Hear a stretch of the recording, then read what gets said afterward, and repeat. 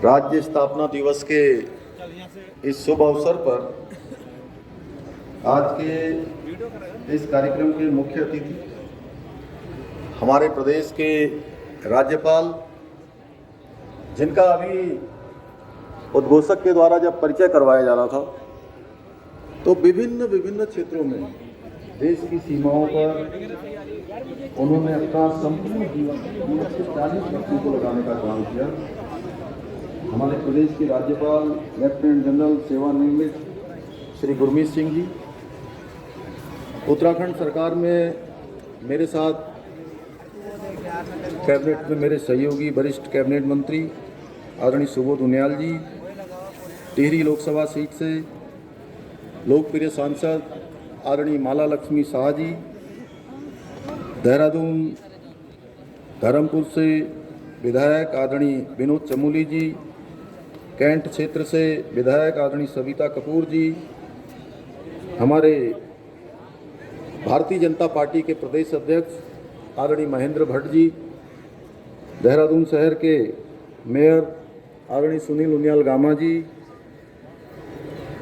मुख्य सचिव doctor S Sandhu जी, police महानिदेशक श्री अशोक कुमार जी एवं इस कार्यक्रम में पधारे सभी हमारे अतिथिगण, सभी अन्य महानुभाव, सभी अधिकारीगण, हमारे जवान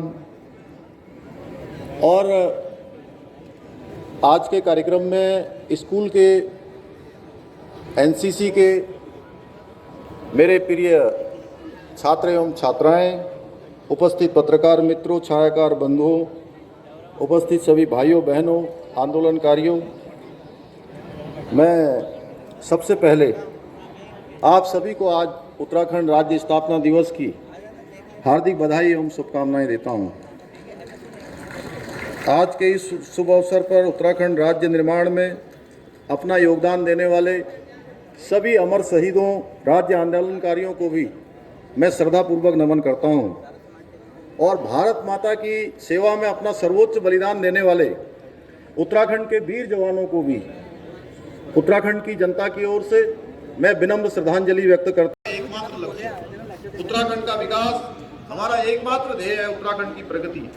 अपने इस ध्येय की प्राप्ति के लिए हम पूरी निष्ठा और समर्पण के साथ राज्य की सेवा में जुटे हैं। उत्तराखंड के 1,25,00,000 भाई बहनों की सेवा में जुटे हैं। हमारा संकल्प है कि 2025 तक जब हम अपनी स्थापना का रजत जयंती वर्ष मना रहे होंगे, तब तक हम उत्तराखंड देश का श्रेष्ठ राज्य बन जाए और हमें विश्वास है आप सभी के सहयोग से, पूरे प्रदेशवासियों के मार्गदर्शन से और सबके साथ चलने से, कदम मिलाने से, साथ पर साथ चलने से, आप सभी के सहयोग से हम इस लक्ष्य को हासिल करने में अवश्य सफल होंगे। यही विकल्प सही संकल्प लेकर हम प्रदेश का विकास सुनिश्चित करने की दिशा में आगे बढ़ रहे हैं। अंत में मैं उत्तराखंड की अपनी 1.25 करोड़ जनता से, देवतुल्य जनता से यही कहना चाहूँगा, निर्भय हो निज कर्म क्षेत्र में, रुके न हम बढ़ते ही जाएं, विजय शिखर पर दृढ़ प्रतिज्ञ हो, हम सदैव चढ़ते ही जाएं, हम सदैव चढ़ते ही जाएं। बहुत बहुत धन्यवाद। जय हिंद, जय भारत, जय उत्तराखंड।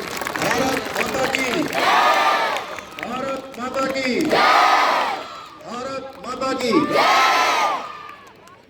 धन्यवाद महोदय। और यहाँ माननीय मुख्य अतिथि महोदय के कर कमलों के द्वारा पदक विजेता अधिकारियों का पदक अलंकरण किया जाएगा।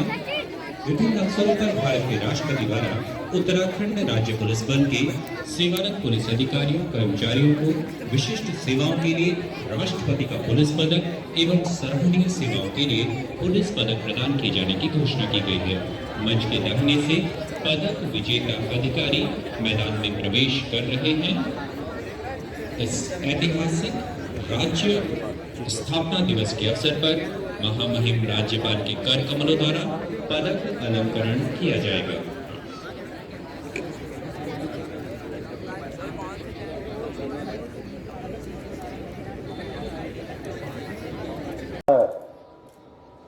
प्रस्तावित केदारनाथ व हेमकुंड साहब रोपवे इसका एकमात्र उदाहरण है।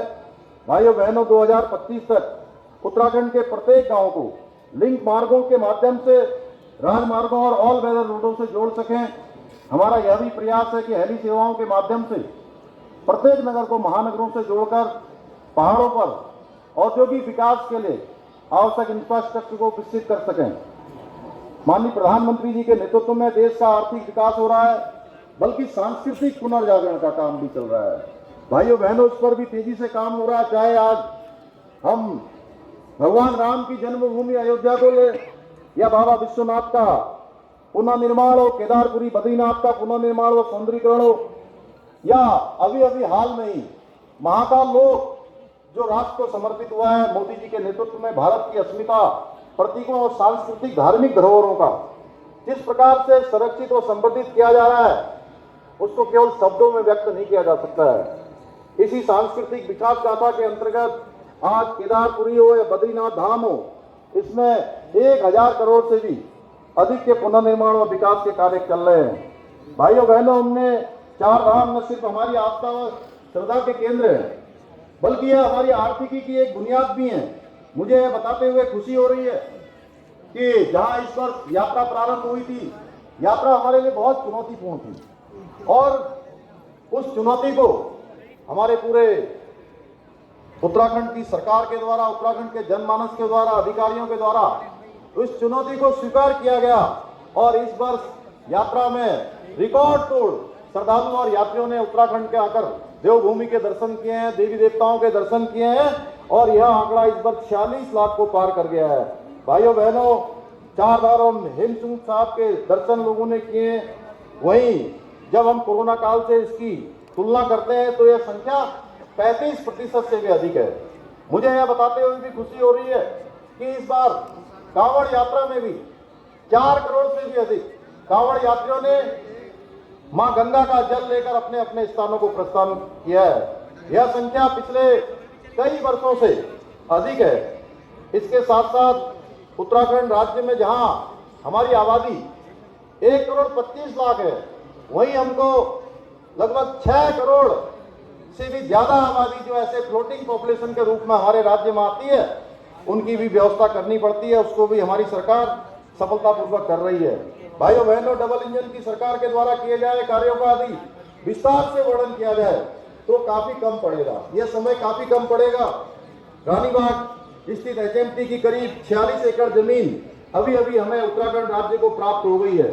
भाइयों बहनों, हम ही सब जानते हैं कि यह मांग कितने वर्षों से लंबित थी, पर आदरणीय मोदी जी के नेतृत्व मार्गदर्शन वाली डबल इंजन की सरकार का ही कमाल था। यह कार्य जो बहुत लंबे समय से रुके हुए थे, वह बहुत ही कम समय में हम सफलतापूर्वक इनको कर पा रहे हैं। भाइयों बहनों, स्थानीय उत्पादों एवं उद्योगों को बढ़ावा देने के लिए हमारी सरकार निरंतर प्रयासरत है। इसी का परिणाम है कि माननीय प्रधानमंत्री मोदी जी ने 21 अक्टूबर 2022 को देश के प्रथम गांव माड़ा से हमारे राज्य के उत्पादों की सराहना करते हुए देशवासियों से अपील की कि अपनी यात्रा में जितना व्यय करते हैं, कुल यात्रा के व्यय में से उसका 5% स्थानीय उत्पादों को क्रय करने में व्यय करें। इसका निश्चित रूप से हमारे देश को और प्रदेश को लाभ मिलेगा। आदरणीय प्रधानमंत्री जी से हमने सीखा है किस प्रकार से एक एक पल और एक एक क्षण देश के लिए लगाया जाता है, मातृभूमि के लिए लगाया जाता है। उनको आदर्श मानकर पिछले 1.5 सालों में मुख्य सेवक के रूप में मैं अपनी दायित्व और क्षमता का पूरी तरह से निर्वहन करने की कोशिश कर रहा हूं। भाइयों बहनों, ऐसा कोई वर्ग नहीं है जिसके लिए हमने योजना न बनाई हो या कार्य न किया हो। हम सबकी केयर करने पर विश्वास करते हैं। केयर शब्द का अर्थ है committed, accountable, R for responsible, E for efficient. अर्थात हमारी सरकार विकास के लिए प्रतिबद्ध है, जनता के प्रति जवाबदेह है, भरोसेमंद है और अपने कार्यों को दक्ष तरीके से करने का प्रयास कर रही है। भाइयों बहनों, भारत जैसी विशाल जनसंख्या वाले किसी भी देश में सभी को रोजगार देना एक बहुत बड़ी समस्या है। हमारा प्रदेश भी इससे अछूता नहीं है, पर फिर भी हमने यह प्रयास किया है कि जहां संभव सरकारी नौकरियों द्वारा या युवाओं को स्किल में बढ़ोतरी कर प्राइवेट सेक्टर में उन्हें रोजगार के अवसर उपलब्ध कराकर फिर स्वरोजगार संबंधी नीतियों को सरल बनाकर अधिक से अधिक युवाओं को भली प्रकार जीवन यापन के संसाधन मुहैया कराए जा सके। इस अवसर पर मैं एक बात और स्पष्ट रूप से कहना चाहूंगा कि उत्तराखंड के युवा हमारा भविष्य है और हम युवाओं के साथ धोखा करने वालों के खिलाफ किसी भी सख्त कार्रवाई करने से पीछे नहीं हटेंगे। इसी का परिणाम है पहली बार भर्ती घोटाला करने वालों पर कड़ी कार्रवाई की जा रही है। पारदर्शिता और समयबद्धता को भर्ती का आयोजन के लिए हमने उत्तराखंड अधीनस्थ आयोग से भर्तियों को राज्य लोक सेवा आयोग को हस्तांतरित किया है। वर्तमान में जारी भर्ती कैलेंडर के अनुसार 7,000 पदों पर भर्ती प्रक्रिया गतिमान है। जल्दी ही 19,000 पदों पर भी भर्ती प्रक्रिया प्रारंभ की जाएगी। भाइयों बहनों, आप सबको यह जानकर हर्ष का अनुभव होगा कि स्कूली शिक्षा और उच्च शिक्षा में भी राष्ट्रीय नई शिक्षा नीति की शुरुआत करने वालों में उत्तराखंड देश के अग्रणी राज्यों में है। आज उत्तराखंड के राजकीय स्कूलों में 10वीं और 12वीं के छात्र छात्राओं, गवर्नमेंट डिग्री कॉलेजों के छात्रों को टैबलेट उपलब्ध कराए जा रहे हैं।